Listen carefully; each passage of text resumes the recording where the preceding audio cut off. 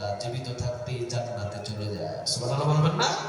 দেখেন আপনি মরেন নাই, কিন্তু রেগুলার আয়াতুল কুরসির আমল করার কারণে আপনাকে জান্নাতে ঢুকিয়ে দিচ্ছেন তিনি কে? রাসূল বলেন লোকটা জান্নাতে চলে যায় ইল্লা ইয়ামুত, মৃত্যুটাই শুধু জান্নাতে যাওয়ার বাধা হয়ে থাকে।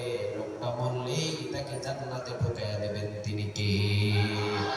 তাহলে কোরআনের দামি দামি সূরা, দামি দামি আয়াতগুলো পড়ার ট্রাই করবে ইনশাআল্লাহ। শুধু রমজান মাসে?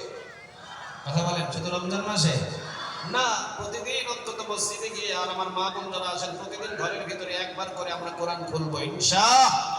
আল্লাহ আমাদের সঙ্গে নাবে। তিরমিজির বর্ণনায় রাসূল বলেন অন্ধকার কবরের ভিতরে যখনই একজন মুমিনকে শোয়ানো হবে, অন্ধকার কবরে যখনই একজন মুমিনকে শায়িত করা হবে, অন্ধকার কবরে যখনই একজন মুমিনকে শুইয়ে দেওয়া হবে, নাই কোনো বালিশ, নাই কোনো বিছানা। ঠিক না ঠিক? আছে আছে, কথা বলেন আছে।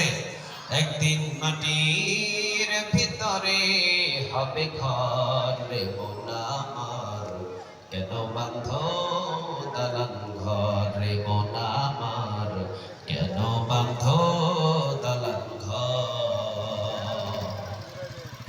প্রাণ পাখি উড়ে যাবে পিঞ্জর ছেড়ে, ধরা ধমে সবই রবে তুমি যাবে চলে।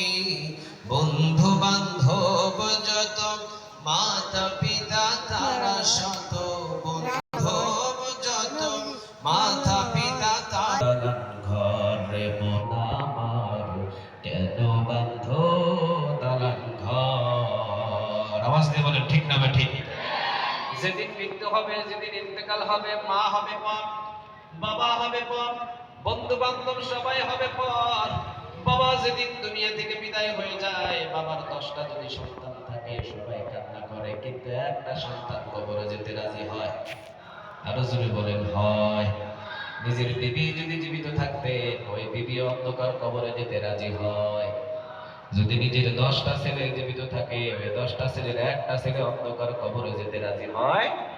সবাই বলে দাফন করো দাফন করো, কিন্তু নবী বলেন তিরমিজির বর্ণনায় ওই মানুষটা যদি দুনিয়াতে কোরআন তেলাওয়াত করে আসতে পারে, কোরআনের দিয়ে জীবন যদি গঠন করে আসতে পারে, কোরআন মেনে মেনে যদি জীবন গঠন করে আসতে পারে, অন্ধকার কবরের ভিতরে তাকে যখন শোয়ানো হবে, অন্ধকার কবরে যখন মাটি চাপা দিয়ে সব আত্মীয় স্বজন যখন দুনিয়া থেকে বিদায় হয়ে যাবে,